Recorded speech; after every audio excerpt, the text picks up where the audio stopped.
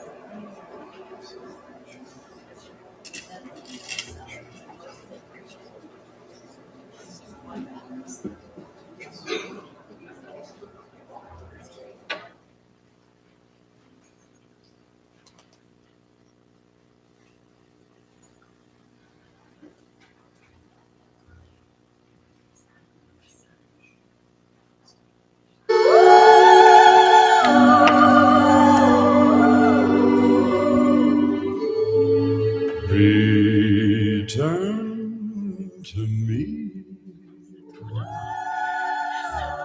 Oh, my dear, I'm so lonely. Hurry back, hurry back. Oh, my love, hurry back. I am yours. Return to me. For my heart wants you only. Hurry home, won't you please hurry home to my heart.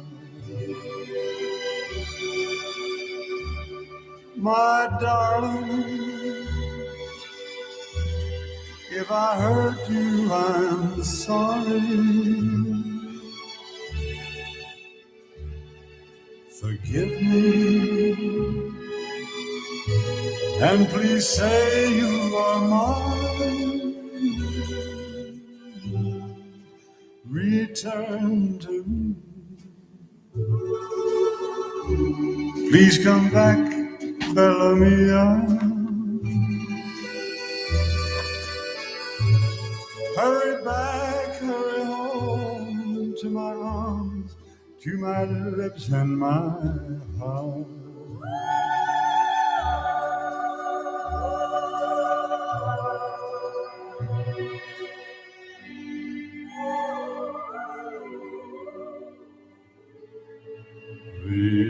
Ritorna a me, cara mia, ti amo.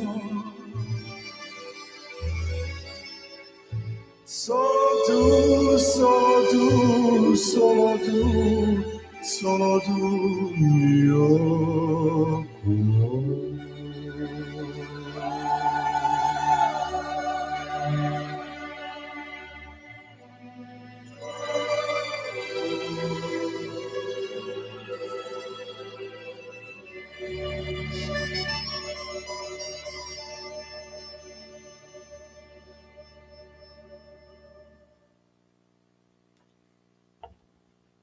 Hello, everyone. First thing I'm going to do is welcome you all on behalf of Barbara and her family, Marv's family, to the celebration of Marv's life. So I think one of the things that I'd like to do is talk about why we're here and the fact that we probably don't want to be here, right? None of us really want to be here. We'd rather be having coffee with Marv at Panera or having a Mexican lunch somewhere. I think that's where we'd all rather be, right? But we're here because God made us He built us to respect lives and to acknowledge that when an earthly life ends, something really significant has happened. And I think you all can attest to that in this case, for sure. So it's right to gather, even briefly, and affirm the life, Marv's life, to accept his death, which is, I know, difficult, to hear hope for our future, and to reflect on how we're going to live the rest of our lives. So, and that's what I'm hoping we can do here today. No offense, Stephen, but that song was supposed to be a hymn. And it's a song from God saying return to me. But I thought that was great. I think Marv would love that, don't you? I think Marv would just love that. Thank you. Everything happens the way it should, right? So let's invite God to be with us and let's pray. Bow your heads. God, we are here and you are here. And we know that you are here with us. We know that you're present. Lord, help us to, for your name's sake, out of the goodness of your love, deliver us. The Psalm says, for we are poor and needy, and our hearts are wounded within us. So in this time, guide our minds and our hearts, and give us peace as we offer our words and our memories. I'm going to read the obituary because I know Barbara spent a lot of time on it. She did a beautiful job, and I think it reflects Marv perfectly. I think it's perfect.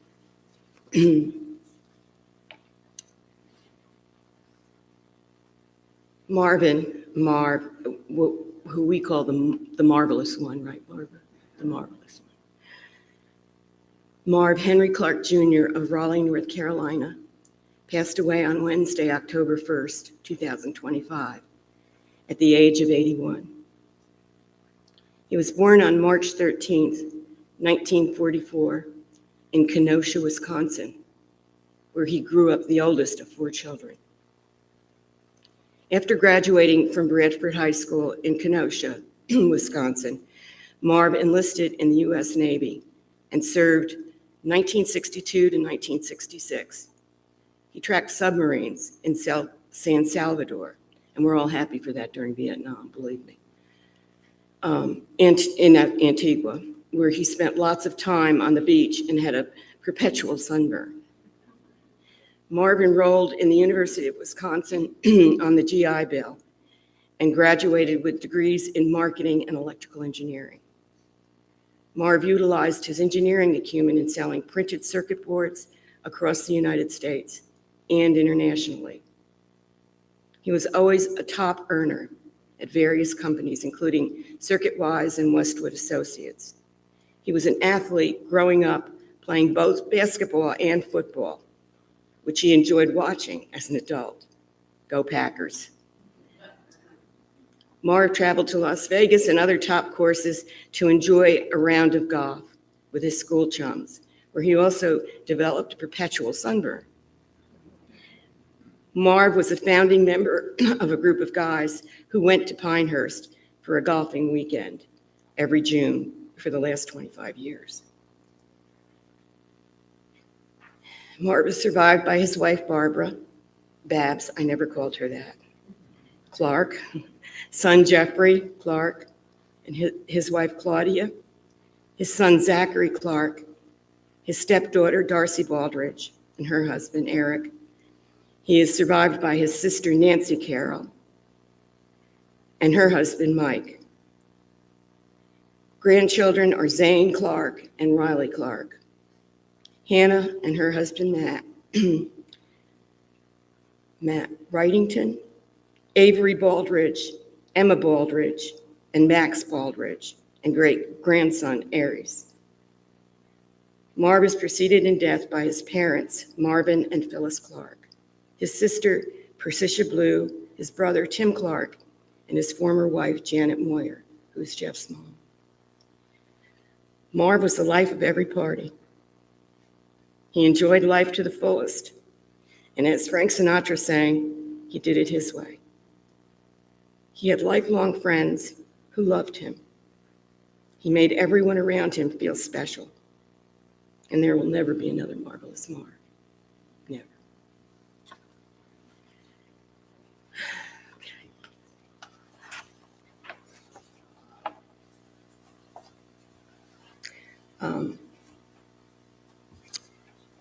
I know Jeffrey and Zachary, and I think TJ, Marv's best friend, are going to reflect on his life and their relationship with him. But I sort of wanted to start out by reflecting on from my own perspective.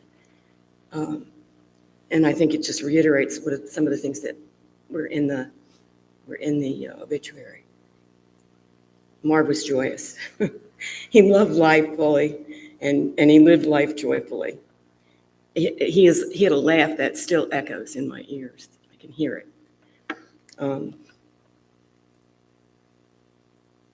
Marv was faithful.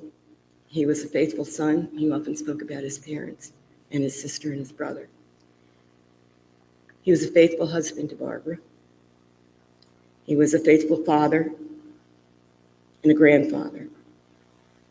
He loved Barbara, he loved his children, and he loved his grandchildren. Marv was generous to a fault sometimes. You had to pry the bill out of his hand when we ever went to dinner. You had to pry it out of his hand. And he was always generous with compliments. He always made you feel like you're the only person that is in the room or the only person that he's interested in at a particular point. Marv was a patriot. He was very proud of his Navy service. We were on a cruise in Antigua. Is that Antigua? And between margaritas, and believe me, I had a few, he took us to where he served, and he showed us all of the areas that he served in and told us about it. And it was really, he was so proud of it, just so proud. And the other thing is he was always very articulate about his political views. I really liked that because I agreed with him most of the time. So he was successful. I think that was pointed out already in the, he was believable. Marv was believable. I think if you stood up in front of people and told them about a particular product, it had to be so, and everybody believed that, right? Because that's who he was. That's who he was. He was a romantic. On that same cruise, Barbara and I sat at the beach while Marv went off somewhere, I don't know where. And Barbara and I sat at a restaurant on the beach. And suddenly the waitress came over. We didn't know where Marv was. He going off somewhere. Suddenly the waitress came over and brought 2 drinks and said, "These drinks are from an admirer of you ladies." And he wanted to bring these, well, of course we knew who it was, right? But we played along, we played the game. So he was a romantic, he was a romantic. He also, I remember seeing him sit, we were at the mountains and the beautiful, beautiful mountain view from the place that we stayed in. I remember him and my husband sitting and just looking out at that view and appreciating. Nobody said anything. Neither one of them said anything. But you could tell that they were just appreciating it to the extent that you could appreciate something beautiful like that. So I think more than anything else, Marv was brave. And we all know that because we're sitting here. He was brave because he went on, he's here on his own terms. And he knew that, that his family was ready. He was ready. And so I think for Barbara's sake, he made the choice. So, and he suffered for such a long time. I mean, it was just, he suffered for a very long time. So Marv was brave. He was all these things. He was joyful. He was faithful. He was generous. He was a patriot. He was successful. And above all, he was very brave. So with that, I've already said my words, but I think we're first going to start with Jeffrey, right? Jeff's going to say a few words and talk about his relationship with his father.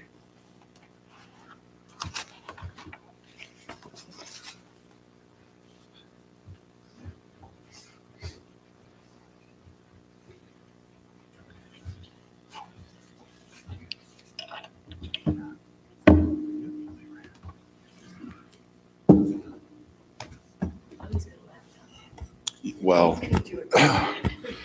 yeah, my memory, I wish, was as good as some people's, but if I write it down, I'll remember it for about 10 minutes. And then, so as people said, I mean, I'm sure anyone that wants to speak up, what was my dad's nickname? Marvelous.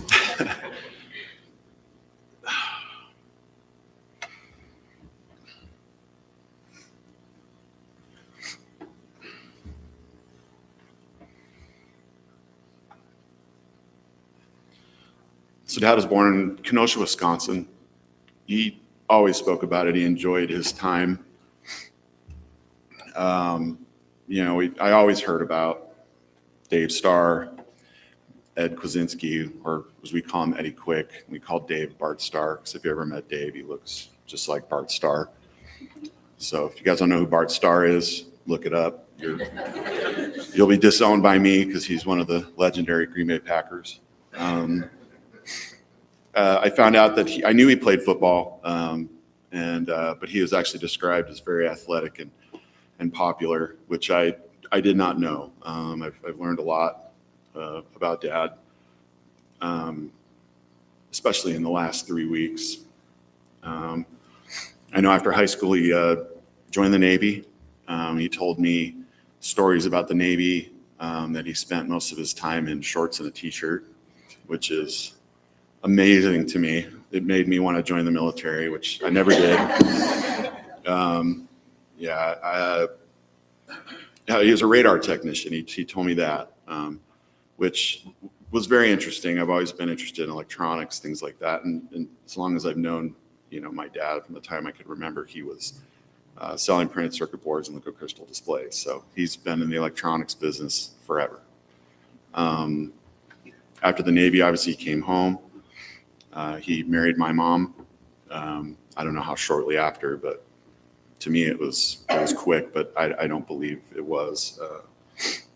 I know that I was born in 1970,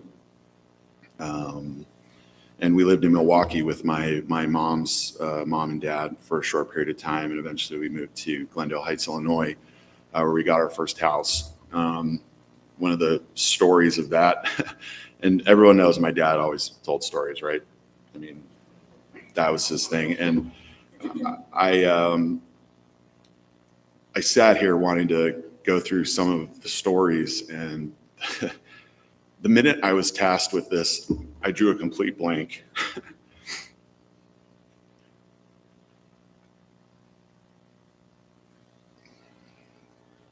I can only remember a few.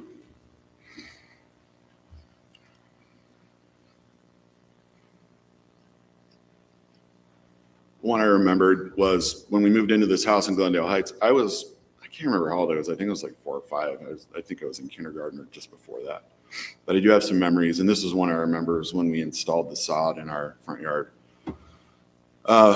We were out there helping, and my idea of helping was crawling up on the pile of sod, thinking that it was a toy for me. So I was helping out a ton. So my dad labored all day getting this sod laid out. And I don't remember this part, but he told me, he says he wakes up in the morning and he walks out and all the sod is gone.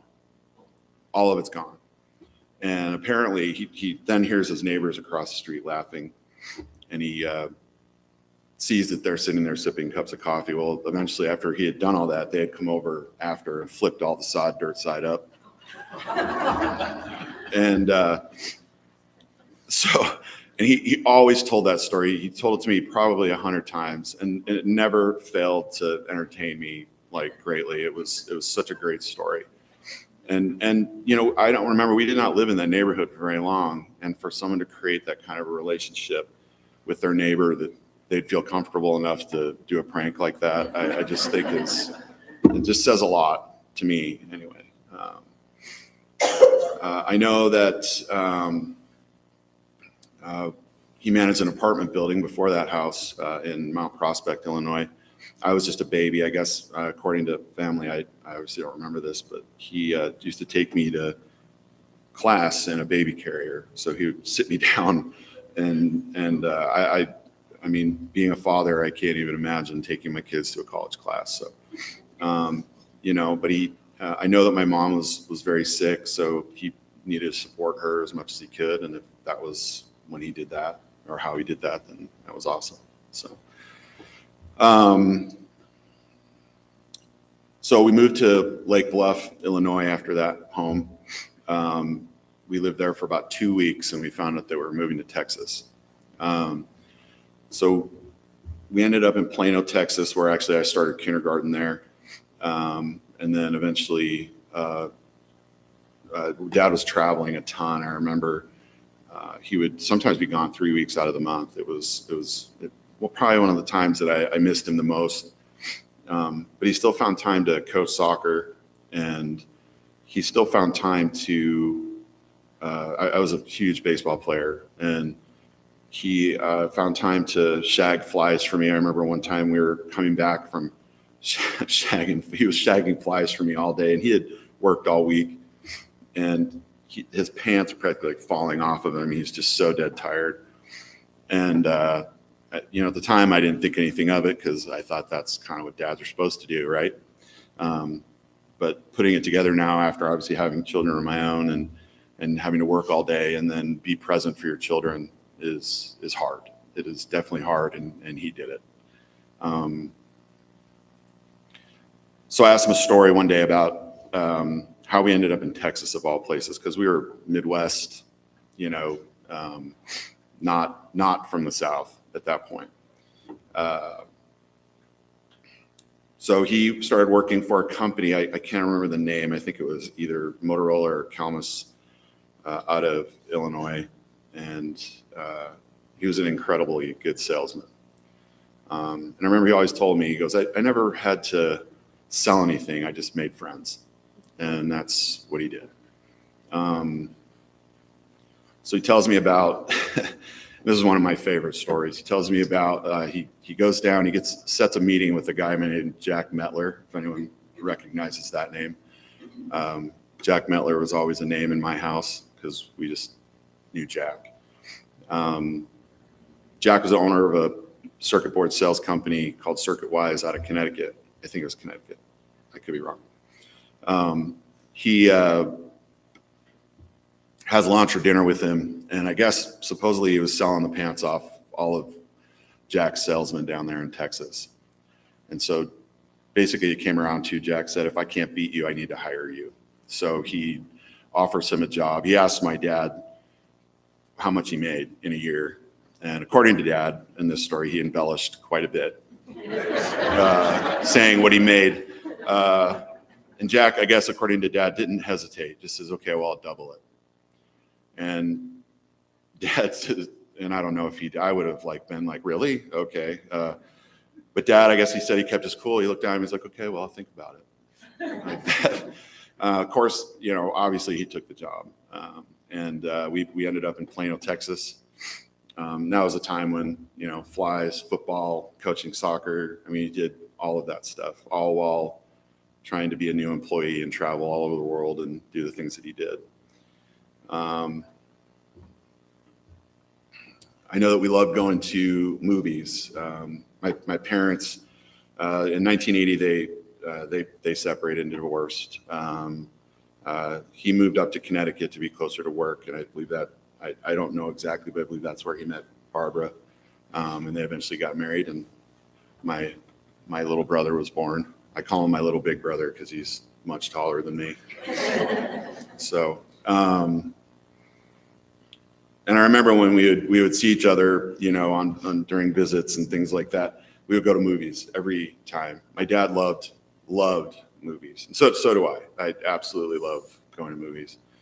And nobody believes me when I tell them this, but he and I saw Raiders of the Lost Ark in the theater 12 times.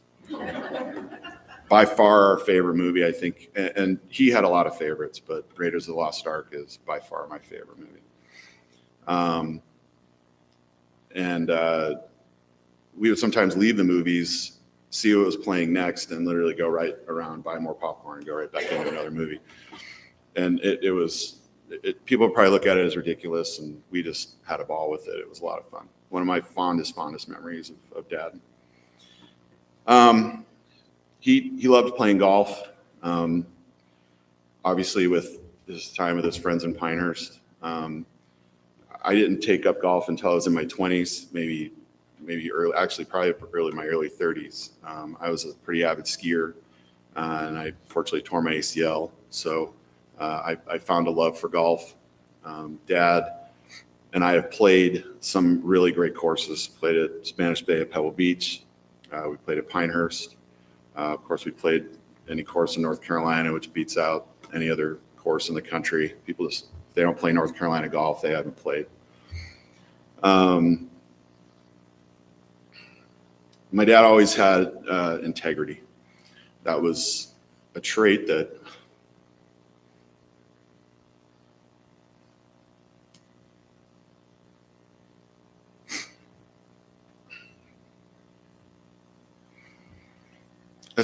is not very common in these times.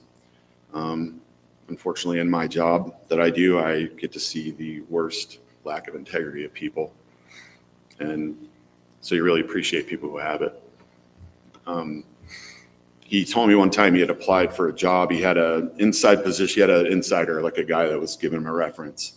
And the manager or the owner or whatever pulled him aside. He said, I'm giving you this job because I know so-and-so, but I want you to know that there's a guy here who has worked his tail off and who has put in the time and has been here for years, and I was supposed to give the job to him, but I'm doing this as a favor, and I'm giving this job to you.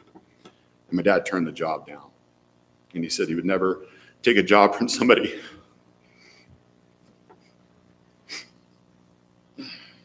who truly deserved it.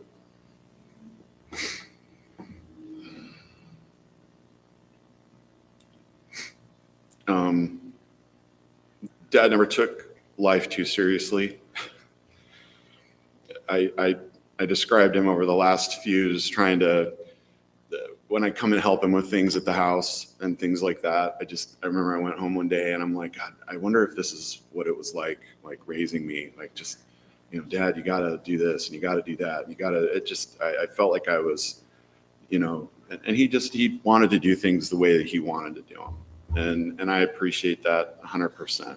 I never really saw my dad upset. I remember he was upset when his brother Tim passed away. He was upset when his dad passed away. And he was upset when his sister Pat passed away. And I remember seeing him visibly upset. I never really saw him get angry. Well, I take that back. Okay. I never saw him get angry at other people. He definitely had some times where he'd get angry at me, for sure. Well-deserved. I remember one time I was down in Austin with him, and we were supposed to celebrate 4th of July together, and the ATM machine ate his ATM card. And he was dying to get me fireworks. And I don't remember it being that big of a deal to me. I was a little bit disappointed. I was more just happy to be around him and spend time with him. he was so upset. He was so angry. It was the only time where I didn't see him with just a smile on his face or just be happy. And it stood out as a time where I saw him. The only other times I saw him upset was when the Packers lost. Yeah, he couldn't, if the Packers were playing bad, he couldn't even watch the game. He was just so, we love the Packers. So, and like they said, my dad had an infectious laugh. Every time he'd answer the phone with me, he'd laugh. He just would laugh and then say, "Hey, bud," or things like that. It was one of those things that I always knew exactly how he was going to answer the phone. Over the last 10 years, I think I spoke to my dad on average 2 times a week. I would call. He always talked about his family, his favorite times with his family. He always talked about Zach and he in Vegas, and we sat at a poker table for like 3 hours, just playing and laughing and drinking and just enjoying time. He talked about that all the time. We would get together and he would talk about that. He would talk about our trips to the beach with Riley and Zane. He would talk about all of those things. He would talk about his golf outing. He loved going to that. He would talk about having lunch with TJ. Lunch with TJ has been a staple for 30 years. So, and you guys back there too, Colin and Mel. Sorry, I didn't know you were going to be here. So, for being a successful businessman, he never talked about his biggest sale, his success in business, how much money he made. He never talked about that. He always talked about his family, talked about his friends.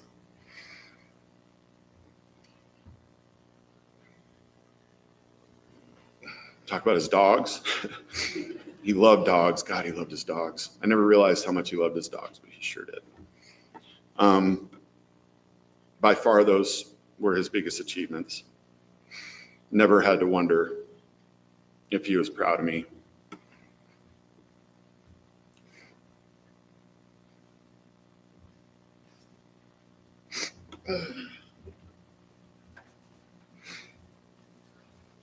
I was promising I was going to keep it together. I apologize. I never had to wonder if he was proud of me or if he loved me. He told me all the time. And I would always get calls from friends and family, and he would tell them too. So it was never a question in my mind if he was proud of me or if he loved me. So over the past few weeks, I had the absolute honor of helping care for Dad up to his passing. We had good conversations, told each other how much we would miss each other.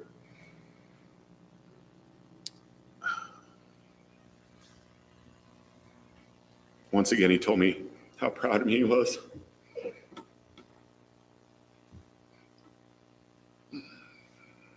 He talked about being excited to see his mom, his dad, his brother, and his sister. He'd hope they all be waiting for him on the other side. And I can only dream about what that reunion must have been like. I'm truly blessed I was able to spend that time with him. I'll be forever grateful. He always told me not to be sad when he's gone. Sorry. Gosh. He always told me not to be sad when he was gone because he lived a great life. He said, eat, drink, be merry. He said, raise a glass, have a big party, drink fine whiskey, watch the Green Bay Packers. These are the reasons why my dad was called Marvelous. Go Packers. Thank you, Jeff.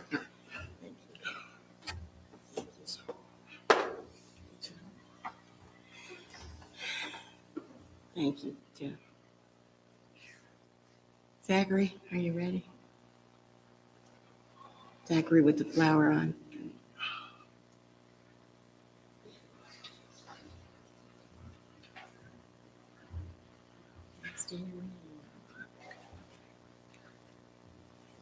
That's a tough act to follow.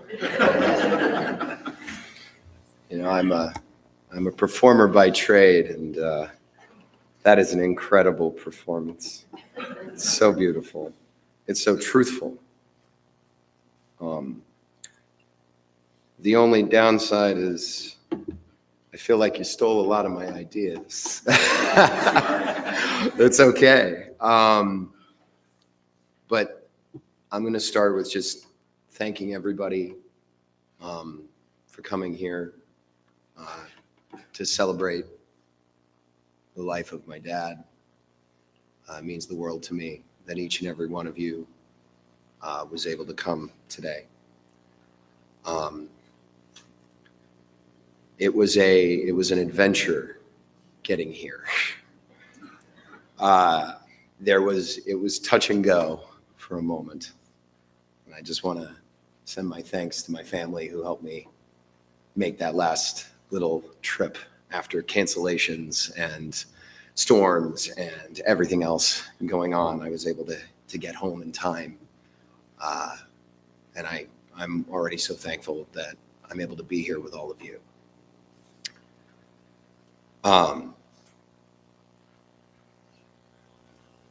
I started writing this, kind of writing my thoughts down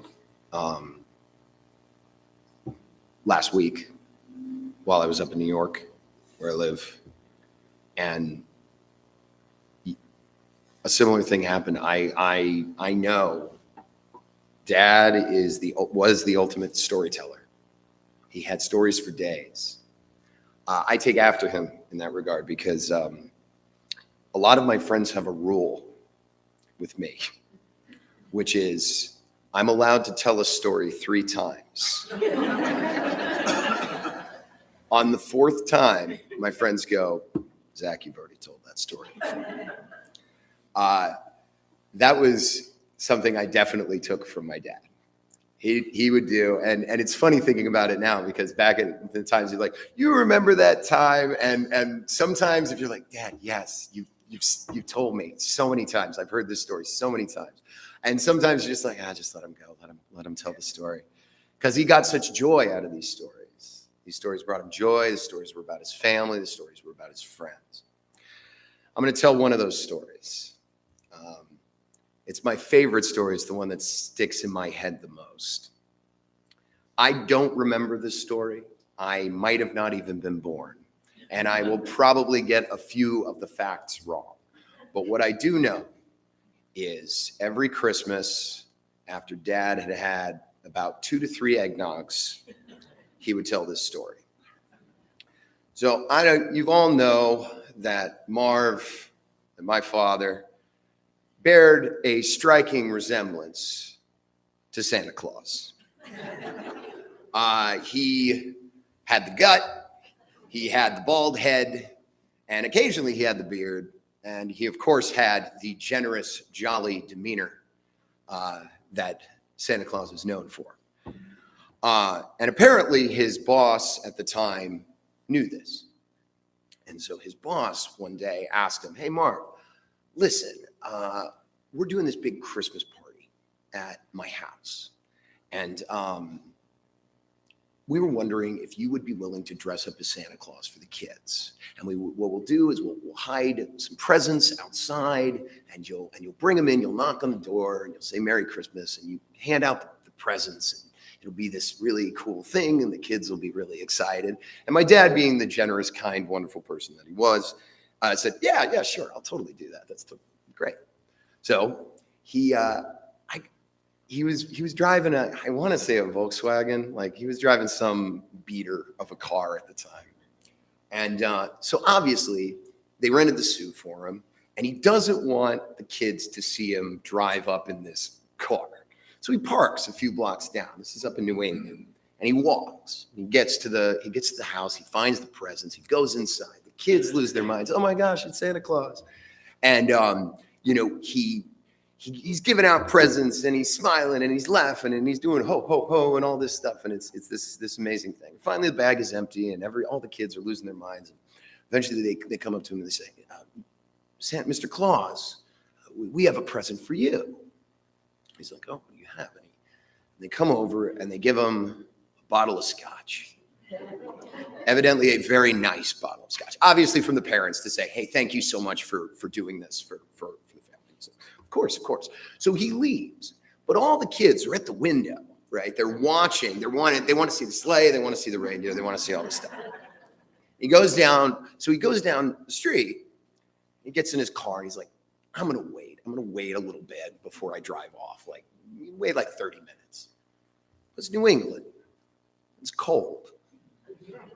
And he doesn't have a heater on in the car. And he's sitting there and he's, maybe I'll just, he pops open the bottle. He takes a little swig. Feels kind of nice. He takes another swig. And then he starts the car and he drives off. Sure enough, a few blocks down the street, a cop car pulls up behind him. Sirens. Pulls him over. The cop walks up, sees Santa Claus with a bottle of very nice scotch between his legs. And apparently, according to my father, the cop said to him, oh, for crying out loud. Do you have any idea how much hell I'm going to get dragging you in on Christmas Eve? And he looked at him and said, Merry Christmas, Santa. Get the hell out of here.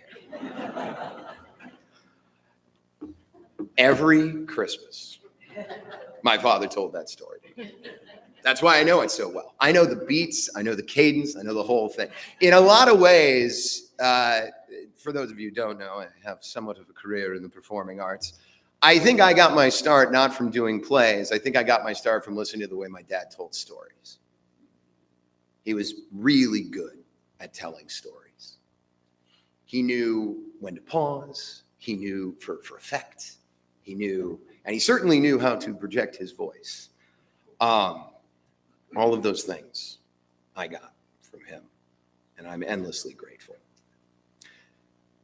The other thing that's intriguing to me is a lot of times it felt like I always felt like I didn't have a lot in common with my dad. He was Navy guy, played sports, loved golf,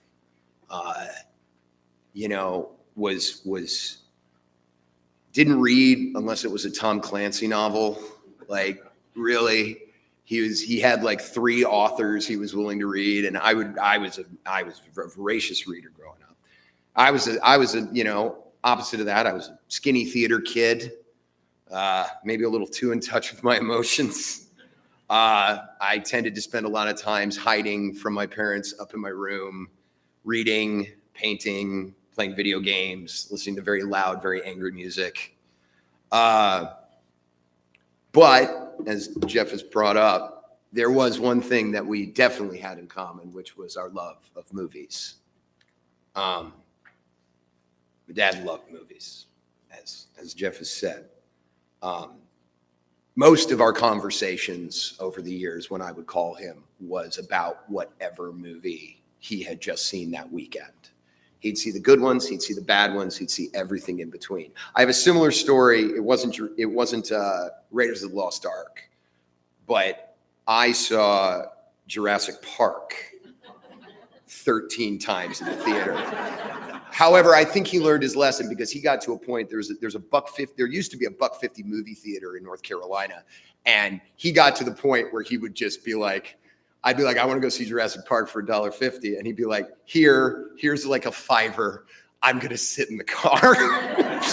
So after like the 6 or 7-ish times, he was kind of like, you can go see this one yourself. However, the Six Forks 6 theater, is it still there? It's still there because it closed and then it reopened. There was a period of time where he would go to the movies by himself. I go to the movies by myself. I go to the Magic Johnson on 125th Street in Harlem. So I have that in common with him. I don't mind seeing a movie by myself. And he would go so often that they would see him coming from the parking lot. And they would immediately get out his popcorn and his Diet Coke and he would put it on the table. And if he was the only one in the theater, which was common because he was seeing movies in the middle of the day, they'd ask you want us to start the movie? and they would start the movie, be like, yeah. And just like, I'm just imagining him gleefully walking up to that theater to see the latest anything. He would take me to movies that I probably shouldn't have watched at my age. Sorry, Mom. But I also saw some incredible movies with him. We saw so many incredible films. My love of performance and theater and everything that I do now as a teacher and as an artist comes from my dad's enthusiasm for film and how wonderful of a medium it is.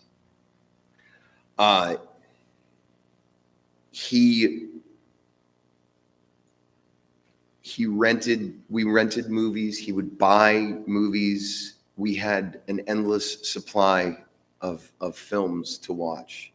And when I was able to get down here a few weeks before his passing, I remember us sitting and watching Moneyball together. Great movie. And then I think the other one was Tombstone, and just films that we had seen together, and those kinds of movies that you see it on TV and you just have to stop and be like, oh, I want to watch this. And the other interesting thing about watching a movie with my dad is that he was deaf in one ear, mostly deaf, hard of hearing. And if he had already seen the movie, he would narrate the movie to you while you were watching the movie. It was what they would tell a joke on screen and he would repeat that joke to you just a little too loud for a crowded movie theater, which was the unique experience of going to see films with my father. I'm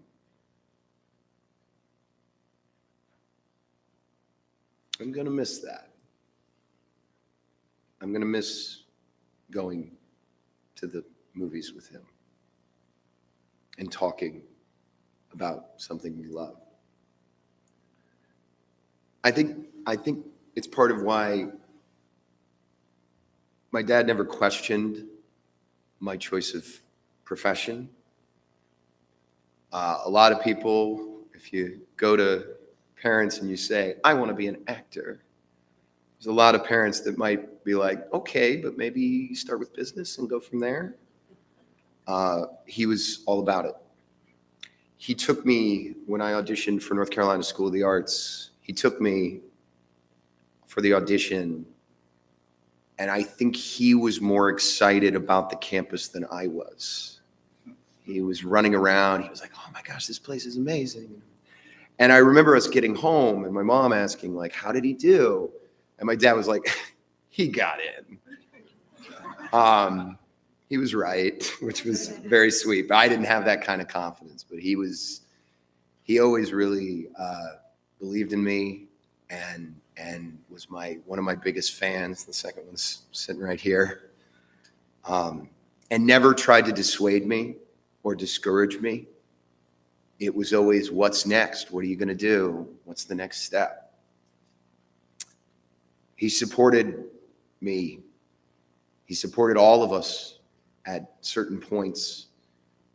As Jeff said, he gave and gave and gave to everyone he ever met. Everything. I've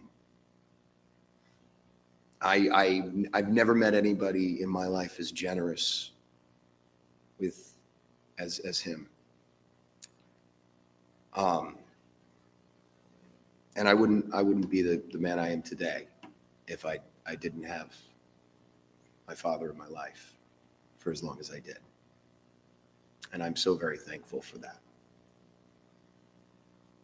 So I hope, based on my stories and this sad occasion, that we can focus on those good times that we had, trips we took, laughs, kind words exchanged. I like to remember his big, wide, toothy smile with that gap between his two front teeth, which he was nice enough to fix with some braces for me, because I definitely had it.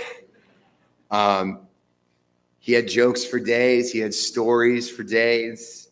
His voice was loud and unapologetic and kind and inviting to everybody he encountered. When he would pick up the phone, when I would call him, he would always say, "Hey, young son." That was his default. And I'm very thankful I still have a few voicemails on my phone so I can remember that voice. I'm going to cherish every memory I ever had with him for as long as I live. And I hope all of you can think on those wonderful memories and share them to your neighbors while we're here. And I hope they bring a smile to your face now and whenever you think of them in the future. Thank you.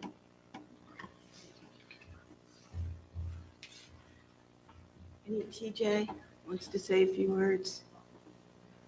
Thank you. There's got to be somewhere in the Bible where it says, you know the Father by his sons. And he's, look at these sons. Thank you. Talk about tough act to follow. I had the dubious distinction of being what I consider to be an extremely close friend of Marv for 30 years.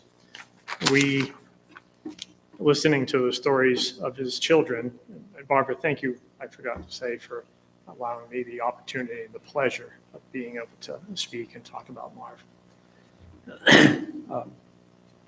Listening to Jeff and Zach talk about their dad, as I sat there, it made me think, damn, I could be one of Marv's sons.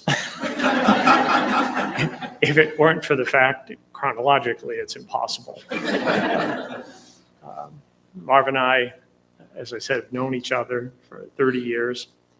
We spent, as been brought up, I did some math the other day. He and I probably had between 3,500 and 4,000 lunches together during that time. Most of them at the Mexican restaurant off of Creedmoor, to where they would bring our food to the table without us even having to order it, because we spent so much time there. We watched the waitresses there have children and then become waitresses there. So we ate there so often. Marvin and I we had a lot in common, which I think had a lot to do with the friendship that we developed. I came from a family with 4 children, just like Marv. I was also in the real military, when Marv was in the Navy. I was in the Marines. None of my military stories even resemble Marv's military stories. And speaking of stories, as Zach talked about, I've heard all the stories. In the 30 years we've been together, I got to the point where I actually filled in the blanks with Marv's stories. As he got older and he couldn't remember the names, I'd go, blah, blah, blah, and I'd actually fill in the name of the story. And he's like, TJ, if you ever left, I don't know what I'd do. I couldn't tell stories anymore. I also got out of the military, went to college on the GI Bill, and then ended up in the same industry that Marv and I both spent our entire lives in. We traveled the world together. We did so much together. I could stand up here for days and tell you all the things that we did. Couldn't tell you some of the things that we did. But everything that Jeff and Zach said about their dad the way he entered a room, the way he commanded, the people around him, and just the things that he did that I was in awe of, sometimes astonished of, sometimes embarrassed of. But that was just Marv. You couldn't, even if you wanted to be, you couldn't stay mad at Marv for 10 minutes. Barbara asked me, I got up the day after Marv passed. I had gone to bed like 9 o'clock that night. And I woke up at 3 a.m. and went down to my computer and picked up my phone. And there was a text from Jeff telling me that Marv had passed away the night before. And I sat there at that moment and actually penned this and posted it to my Facebook page. And Barbara asked me to read it. So if you bear with me, I'll just read this. So I woke up early this morning to find a text from last night that my dear friend Marv Clark had passed away.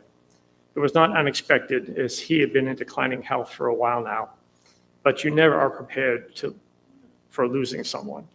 Marv and I were business partners for many years, as well as employees of the same company multiple times throughout our career in the same industry. To say that Marv was a legend in our industry would be an understatement. He had an impact on lives of everyone he met, and no one who ever knew him will ever forget him. I assure you, he was truly one of a kind. My life was better for having known him, and the stories and experiences we shared, having traveled the world together, will keep his memory alive as I recount to those of us that knew and loved him. Rest well, my brother, until we meet again. Thank you.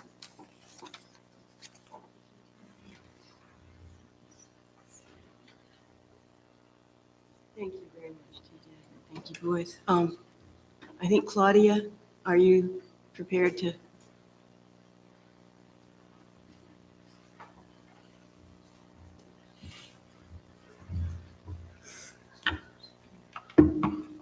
This is a really, really hard act to follow.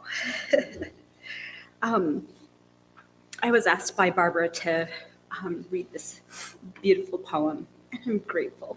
Thank you for the opportunity. We were joking one day as we were kind of sitting about how the apple doesn't fall far from the tree. And we were joking about it again this morning about how these Clark boys, grandfather, father, sons, grandson, they're all very much the same. What I love about this poem when I read it was how much really is kind of like Marv. So thank you for the opportunity to read it. It's called Remember Me by Anthony Dawson. Speak of me as you, wait, let me put my glasses on. I'm like, why is it so blurry? Oh yeah, I don't have my glasses on. Okay, remember me. Speak of me as you have always done. Remember the good times, laughter and fun. Share the happy memories we've made. Do not let them wither or fade. I'll be with you in the summer sun and when the winter's chill has come. I'll be the voice that whispers in the breeze. I'm peaceful now. Put your mind at ease. I've rested my eyes and gone to sleep, but memories we've shared are yours to keep. Sometimes our final days may be a test, but remember me when I am at my best. Although things may not be the same, don't be afraid to use my name. Let your sorrow last for just a while. Comfort each other and try to smile. A lot, I would say. I've lived a life full of joy and fun. Live on now. Make me proud of what you'll become. I just want to add my own words to these, as they'll be memorialized for future. Marv, your life was a blessing, your memory a treasure. You are loved beyond words and will be missed beyond measure. Thank you.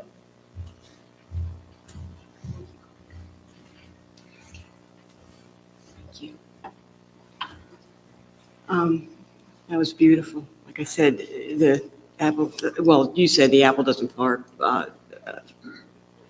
isn't far from the, what, how's that go? Far from the tree, something like that. That's what happens when you get old. I think now we know why he's called marvelous, right? I mean, he was a marvelous dad, marvelous husband, marvelous grandfather, and a marvelous friend, and a marvelous colleague as well. Barbara had asked me, we talked about scripture, and she had asked me to read the 23rd Psalm. So that's what I'm going to do right now. I can find it.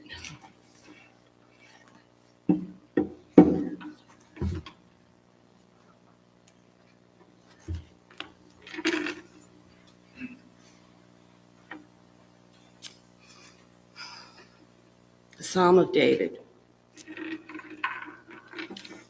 The Lord is my shepherd, I shall not want. He maketh me to lie down in green pastures. He leadeth me beside the still waters. He restoreth my soul. He leadeth me in the path of righteousness for his name's sake. Yea, though I walk through the valley of the shadow of death, I will fear no evil. For thou art with me, thy rod and thy staff, they comfort me. Thou preparest a table before me in the presence of mine enemies. Thou anointest my head with oil. My cup runneth over. Surely goodness and mercy shall follow me all the days of my life, and I will dwell in the house of the Lord forever. I think it's very appropriate, that reading is very appropriate, because we all need the protection of God, and we need to know that he's there, he's present. Look at my notes, because I'm drawing a blank.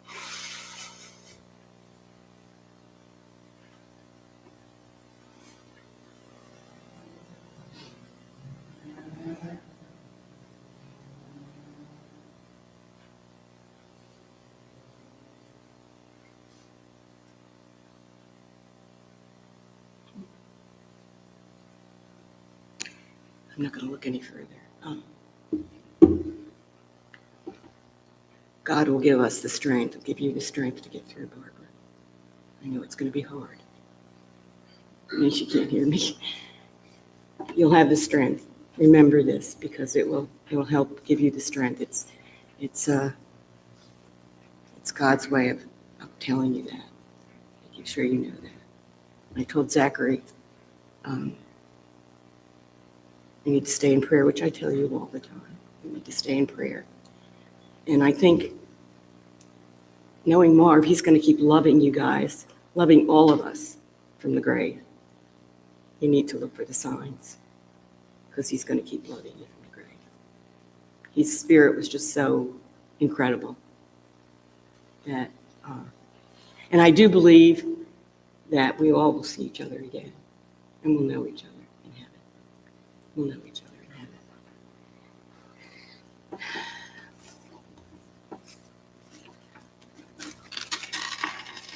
I carry my rosary beads with me. I told Stephen my Catholicity is showing, I guess.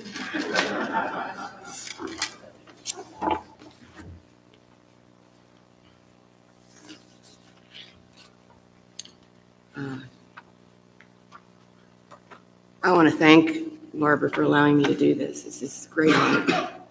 And I hope I've done some justice to Marv's memory. He's a remarkable man with a remarkable wife and remarkable sons, remarkable grandchildren, remarkable daughter, and remarkable friends. So with that, I'd like to go ahead and conclude the service, and I think we should do it with a prayer.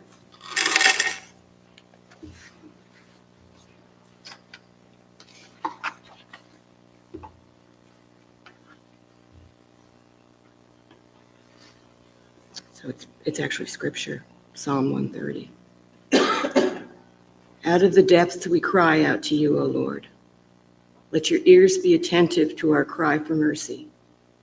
If you, O Lord, kept a record of sins, O Lord, who could stand? But with you there is forgiveness. Therefore you are worshipped. Our souls wait for you. More than night watchmen wait for morning. We put our hope in you, Lord, because you have unfailing love and full redemption.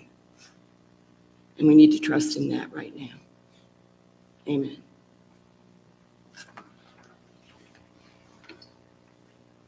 I think we're going to go ahead and, I'm not sure if we're going to be able to play the song that I hope we play, but we'll go ahead and conclude with that. And I think we have it. I see trees of green, So, Marv. red roses too. I see them bloom for me and you. And I think to myself, what a wonderful world.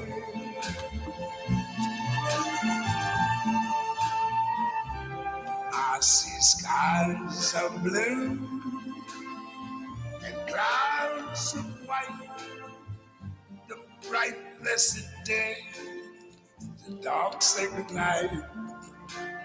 And I think to myself, I think the family wants you to join them for some what a refreshments wonderful before they world. head on to the cemetery. So you're invited to do that. Thanks again. The colors of the rainbow, so pretty in the sky, are also on the faces of people going by. I see friends shaking hands, saying, how do you do? They're really saying, I love you. I hear babies cry. I watch them grow. They learn much more than I never knew. And I think to myself, what a wonderful world. Yes, I think to myself,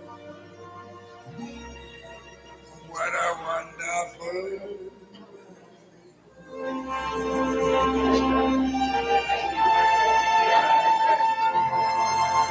ooh, yeah.